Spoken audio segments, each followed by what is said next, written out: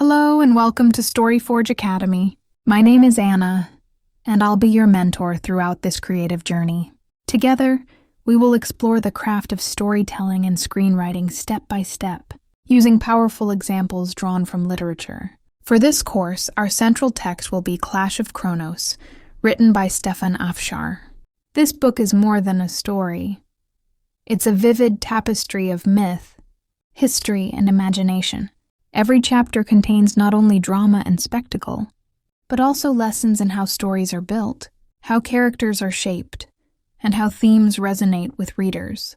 As we study it together, you'll see how the techniques of professional writing are hidden within the narrative itself, waiting to be uncovered. In today's class, we will focus on the opening sequence of the book, the Golden Hall of Lucifer, and the arrival of the one-winged angel. From this dramatic introduction, you will learn 3 important lessons. First, how to create an atmospheric opening that immerses the reader immediately, using imagery, tone, and sensory detail. Second, how to introduce characters in a way that reveals their status, their flaws, and their power through action, rather than simple description. And third, how to shape rhythm and pacing, how to build up grandeur and suddenly break it with a moment of tension that hooks the reader into the story. By the end of this lesson, you will not only understand how these techniques work, but you will also be able to apply them in your own writing. So let's begin by stepping into the molten, golden hall of Lucifer and seeing how world building and storytelling go hand in hand.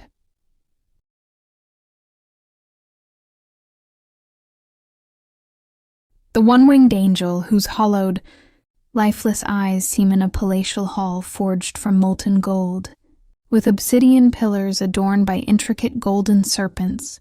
Lucifer, once renowned among the angels as the morning star, reclined upon a throne of pure liquid gold, embellished with rubies that gleamed like solidified drops of blood. A soft, enigmatic aura, a lingering echo of his lost splendor enveloped him.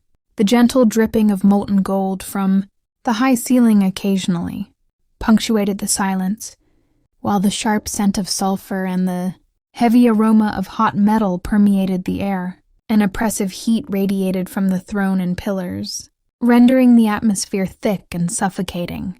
The dim, mysterious light reflected off the polished obsidian surfaces, dancing with the crimson gleam of the throne's rubies to cast spectral shadows upon the hall's walls.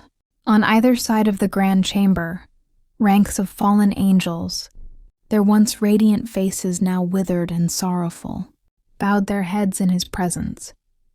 Their broken, darkened wings, no longer capable of soaring through celestial realms, dragged upon the ground, and their tattered, soiled garments narrated tales of their descent and humiliation.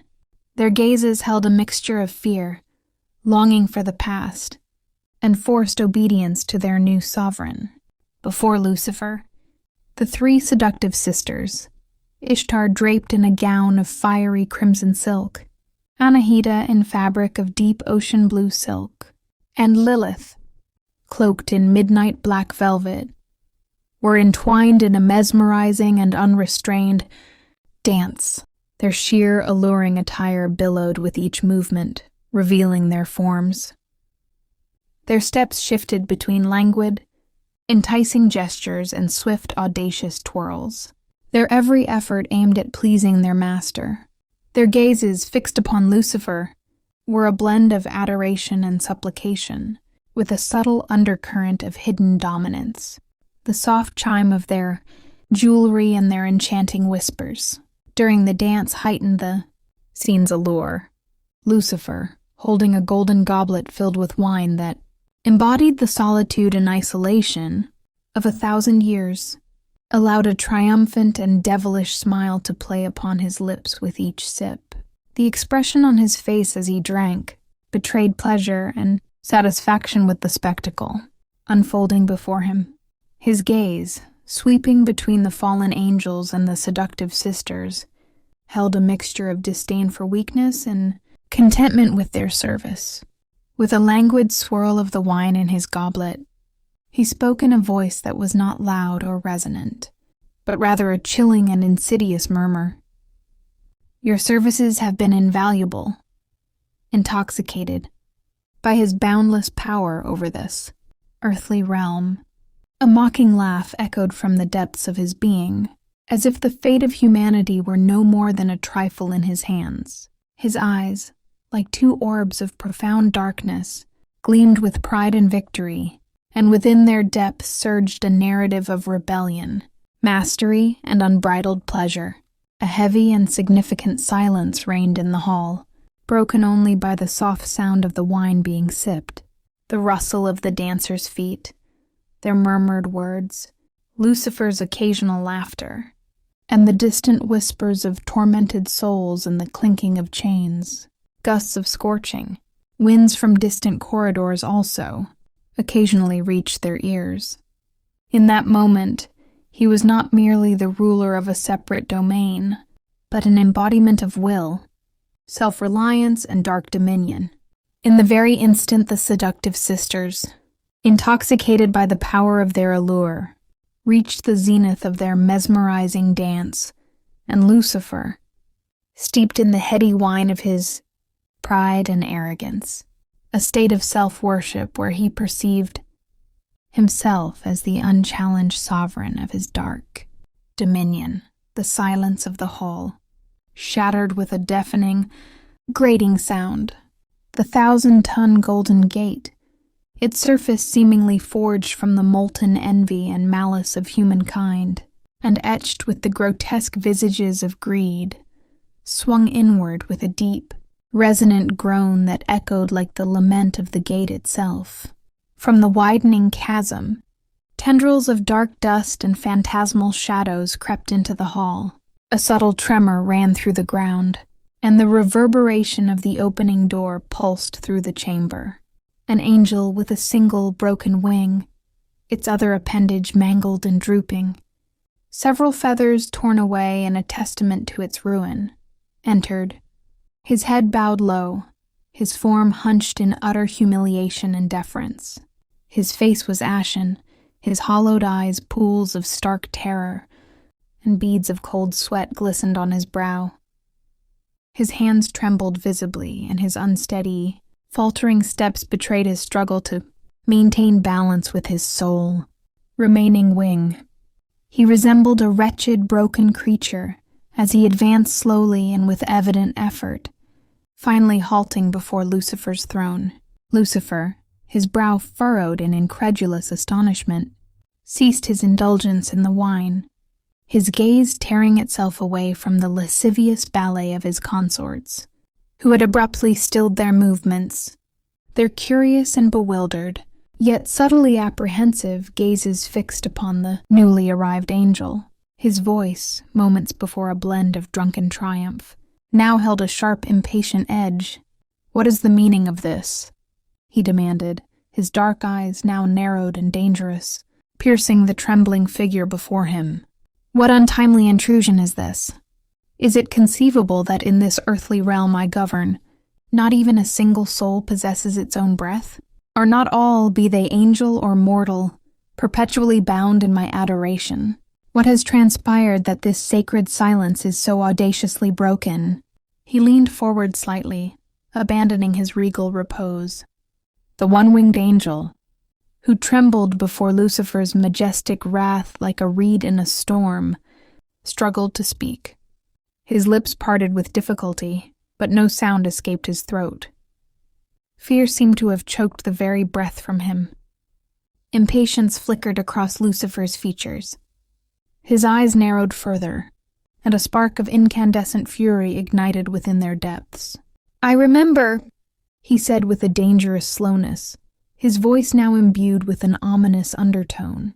"It is you. You have come before in such a wretched state. And then, too, you brought tidings of ill omen.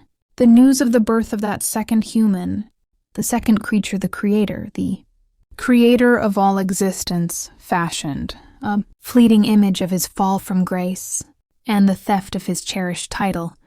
The morning star flickered through his mind, casting a shadow of ancient pain and resentment across his countenance. Suddenly, a volcanic rage erupted within Lucifer, and his voice thundered through the hall, shaking its very foundations. "That human!" he roared, his voice trembling with the intensity of his fury. He was brimming with the love and devotion of his creator. He refused to bow before me, but with all the venom in my being, I nailed him to that accursed cross in the most agonizing manner imaginable. I forced the putrid wine upon his parched lips, down his throat burning with hatred. For 3 whole days he was my guest in the realm of the dead. His eyes blazed like molten embers. Has he returned? Is that the cause of your trembling, your terror? His voice dropped to a treacherous whisper. Speak, what have you witnessed? His hands, clenched white-knuckled upon the arms of his throne, betrayed the depth of his inner turmoil. The one-winged cursed angel, with a shudder that echoed deep within his broken frame, gathered his mangled wing and its tattered feathers, his voice a mere whisper rising from the abyss of the silent hall. Father Roland. His ragged breaths carried the faint scent of fear and despair through the heavy air. Lucifer reclining upon his magnificent throne, the dim light of the wall torches casting an enigmatic glow upon his proud countenance, exhaled a sigh that seemed to lift a burden from his dark soul. The rich, heady aroma of 1,000-year-old wine hung thick in the air. "That stubborn, damned old man again?" he rumbled, his voice a low tremor like a dormant volcano stirring. Each time his meddling shakes the very foundations of this accursed palace. What new mischief does he brew for me now? His eyes, narrowed like those of a wrathful feline in the shadows, pierced the trembling figure. And to hold the tales of ages of torment, replied, his voice barely audible. By your supreme command I set a wandering spirit, an angel woven from the very fabric of night's malice, to watch over Father Roland, to keep us informed of his every breath. And now ill tidings, like a creeping shadow, have arrived, and the dark messenger, haunted by the subterranean moans of the damned, stands before you. Lucifer, a storm of unease gathering on his brow, his voice edged with the sharpness of a drawn blade, commanded, "Let him enter. We must see what new defiance this rebellious Father Roland, this persistent pest, dares to conjure." Once more, the groan of the colossal golden gate echoed through the hall, like the lament of a captive finally unbound. A fallen angel, wings stunted and grotesque as burnt leather, a broken horn jutting from his brow like a scar of a painful fall, crawled across the cold stone floor, a wretched insect emerging from the darkness, his gaze filled with terror and supplication, screamed his utter insignificance before Lucifer's grandeur. "Rise," Lucifer commanded, his voice leaving no room for disobedience. With a Herculean effort, the crawling angel obeyed, his head bowed as if bearing the weight of all the world's sins. "Speak plainly, wretch," Lucifer ordered, his voice a potent blend of authority and impatience, a hidden current of wrath simmering beneath. "Tell us what you have witnessed, what news you bring that dares to shatter this sacred silence." The horned broken angel began, his voice trembling with each halting word, punctuated by ragged breaths. "A young man, 30 years of age, from the far reaches of the East, from the veiled land of Tibet, has come, deeply enthralled by Father Roland. With a soul parched for answers and a heart yearning, he seeks baptism."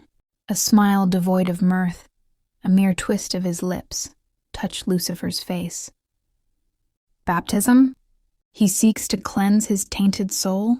What futile aspiration? Well, let him." A laugh, devoid of warmth, echoed through the high arches of the hall, a chilling mockery hanging in the air. "On what day? At what hour does this pathetic charade unfold?"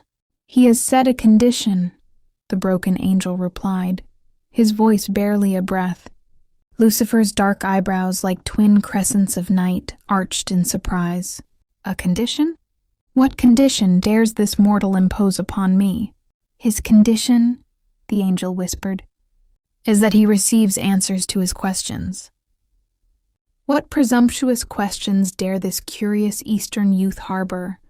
That he would challenge blind faith? Lucifer inquired, his tone a blend of disdain and a flicker of intrigue. With trembling hands, the angel unfurled a golden scroll, as if etched with molten tears of gold, droplets still clinging like fresh blood. His voice quivered as he read. He asks why God, the omnipotent creator, abandoned Adam and Eve to the serpent's temptation. Why did the Almighty fashion a being as vile and treacherous as Satan? Was he blind to the darkness Lucifer's creation would unleash upon the world? Why did God treat Adam and Eve, for the mere act of taking a single fruit, as criminals banished from paradise? Why did he reject Cain's offering, born of toil and favor Abel's, stained with innocent blood? Does the essence of God truly delight in blood and sacrifice? Why did God choose the children of Israel as his chosen people amidst all the nations of this vast earth? Were there no worthier, purer souls? Why did God offer his only Son, a beacon of love and purity, as a ransom for the sins of humankind? What value do these flawed, fleeting mortals hold that such a sacrifice was deemed necessary? And why, oh why, must God demand such a horrific act? That the second Adam endure the agony of the cross? And why did that divine Son, in all his power and glory, accept to be killed in the most gruesome manner imaginable? Lucifer, his face a canvas of surprise and a dawning curiosity, murmured, "Remarkable. Finally, a mortal who dares to voice such profound and challenging inquiries. Well, did that addled old man provide him with the answers he sought?" The angel's voice was a mournful sigh, like the wind whistling through desolate tombs. No, Father Roland found no solace, no convincing truths to offer him. A heavy silence followed the questions, a void where understanding should have been. A sardonic smile, tinged with a deep contempt for mortal ignorance, curled Lucifer's lips. Then it is as I foresaw, complete. Either they wander lost in the labyrinth of their unanswered questions, groping in the darkness of their ignorance, or they blindly prostrate themselves in worship, devoid of understanding. Both paths lead to my dominion. At that moment, the goddess Ishtar, with a delicate gesture of her long, adorned fingers, summoned the serving angel, who presented her with a chalice of aged, ruby-red wine upon a silver tray. Ishtar took the cup, her movements a symphony of seductive grace that could bring any man to his knees, and approached Lucifer, standing beside his black velvet throne. Lucifer, his gaze captivated by Ishtar's alluring presence, the very air around her shimmering with feminine power, said, "My daughter, I see in the depths of your piercing eyes a thirst for knowledge, the flickering flame of curiosity." Ishtar's voice, a velvety murmur that seemed to rise from the depths of a secret grotto, replied, "I yearn to understand why such fundamental questions, which torment the minds of these fleeting mortals, find no worthy, illuminating answers."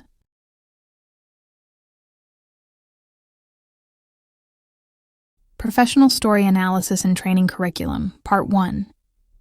This curriculum is based on the opening sequence of your narrative, Lucifer's Hall and the Arrival of the One-Winged Angel. 1. Professional Text Analysis, the Economy of the Opening Hook. This section dissects the text's effectiveness, focusing on professional, literary, and cinematic techniques used to establish the world, character, and central conflict immediately. A thematic resonance through setting, world building. The setting works as a thematic metaphor. The hall is a portrait of Lucifer's inner conflict, decadence and power. The palatial hall forged from molten gold, and the throne of pure, liquid gold establish ultimate, almost vulgar power. Decay and sin. This power is offset by the obsidian pillars, darkness. The sharp scent of sulfur, and the rubies that gleam like solidified drops of blood. Professional insight. The setting isn't passive. It's an active character. It tells the reader that this is a place of grand beauty built upon corruption and pain. B character. Introduction. Status and contrast. The economy of language. Characters are introduced using minimal words for maximum impact. A principle known as economy of language. Lucifer, the protagonist-antagonist. His status is immediately clear. He is defined by his possessions and the passive nature of his power. He reclines. He sips. He issues a chilling and insidious murmur. He is not earning his control. He possesses it. Fallen angels, the chorus. Their purpose is to reinforce Lucifer's status. Their withered and sorrowful faces and broken, darkened wings are visual metaphors for loss and humiliation. We instantly understand their past and present without a lengthy explanation. The sisters, the distraction. Their mesmerizing dance is a symbol of the temptation and self-indulgence that defines Lucifer's current domain. This scene establishes the status quo of pleasure that the conflict must break. See the inciting incident, the catalyst. The opening is structured to maximize the impact of the turning point, the setup. The scene reaches a peak of indulgence, zenith of their mesmerizing dance, steeped in the heady wine of his pride. The reader is lulled into the moment of Lucifer's self-worship. The break, the deafening, grating sound of the gate is a sharp physical shift that forces the plot to move. The atmosphere changes from oppressive heat to dark dust and phantasmal shadows. The hook. The one-winged angel's trembling introduction and the whispered name. Father Roland serves as the story's ultimate hook. It establishes a new, unseen external force that is powerful enough to shatter Lucifer's internal peace. 2. Advanced creative writing and screenwriting lessons. These lessons use your text as a model for mastering key storytelling techniques. And lesson. Writing the active setting beyond description. Concept. A great setting doesn't just look interesting. It acts, feels, and affects the characters. Model analysis, your text. The setting is actively torturing the angels. The oppressive heat makes the atmosphere thick and suffocating, adding to the angels' misery and validating their forced obedience. The setting is defined by sound. The gentle dripping of molten gold creates a psychological rhythm, only to be violently replaced by the deep, resonant groan of the gate. The rule. Instead of writing, it was a hot, quiet room, write. The heat radiated from the stones, thick and suffocating, making conversation feel like a physical burden. B. Lesson. Subtext and dialogue delivery. Screenwriting technique. Concept. Dialogue should rarely be about what a character is literally saying. It should reveal subtext, what they mean or feel. In screenwriting, this is often conveyed through parentheticals and action lines. Model analysis, your text. Lucifer's line. Your services have been invaluable.